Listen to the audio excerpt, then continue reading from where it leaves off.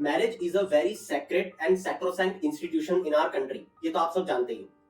हम आज भी एक बहुत ही वैल्यू बेस्ड सोसाइटी कहलाते हैं। Not in our country only but the world over. आप किसी से भी जाके पूछोगे तो भारत को बहुत ही वैल्यू बेस्ड सोसाइटी को बताएगा, जहां पे दो बहुत ही प्रीमियर इंस्टीट्यूशंस, एक है फैमिली और एक है मैरिज, जो मैरिज के बाद और ज्यादा इंटरकनेक्टेड हो जाते हैं।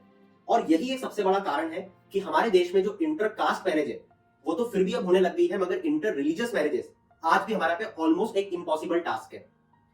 दोस्तों, यहाँ पे अगर आप इंटर रिलीजियस मैरिजेस के बारे में समझना चाहते हो तो आपको समझना जरूरी है ज्योग्राफी।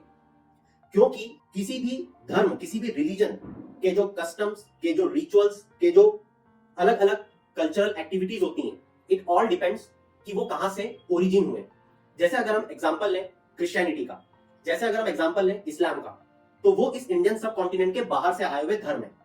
तो उनके जो कस्टम्स, जो कल्चर्स, जो रिचुअल्स हैं वो बहुत ज्यादा अलग है। जैसे लेट्स सपोजिटली अगर हम दो कंट्रास्टिंग रिलीजन्स का एग्जांपल लें, हिंदू और मुस्लिम, इसीलिए तो आपने देखा होगा कि अगर इंटर कास्ट मैरिज होती है तो लठ लेके भागा जाता है उनके पीछे, और अगर इंटर रिलीजियस मैरिज होती है तो तलवार लेके भागा जाता है। जैसे हिंदू मुस्लिम हम सब जानते हैं, लव जिहाद और कितनी सारी चीजें चलती रहती हैं हमारे आसपास।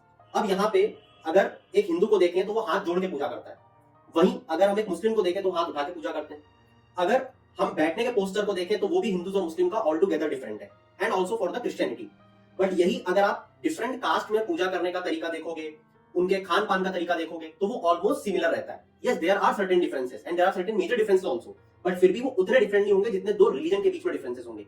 ये एक सबसे बड़ा कारण है कि हमारे देश में इंटरकास्ट मैरिजेस तो फिर भी हो जाती हैं, मगर इंटर रिलीजियस मैरिजेस नहीं होती। इसी के साथ साथ एक स्पिल ओवर इफेक्ट भी काम करता है, क्योंकि हमारे यहाँ पे जब इकोनॉमिक लेवल पे स्टैंड ऑफ लिविंग हमारे लोगों का बढ़ा, तो जो कास्ट के डिफरेंसेस थे वो धीरे धीरे ब्लर होने लगे, तो इंटरकास्ट मैरिजेस होने लगी।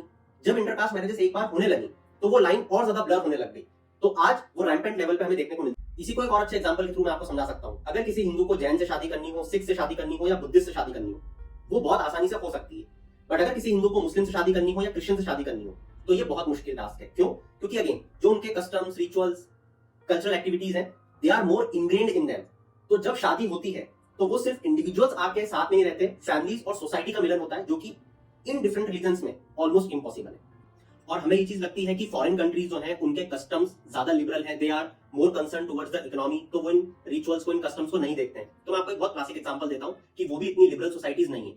आपने शायद विवेक रामास्वामी का नाम सुना होगा, जिन्होंने प्रेसिडेंशियल इलेक्शंस में 2024 यूनाइटेड स्टेट्स ऑफ अमेरिका में कह दिया था कि मैं हिंदुइज्म को फॉलो करता हूं, जिस कारण से उन्हें इतना बैकलैश झेलने को मिला कि उन्हें स्टेप डाउन करना पड़ा।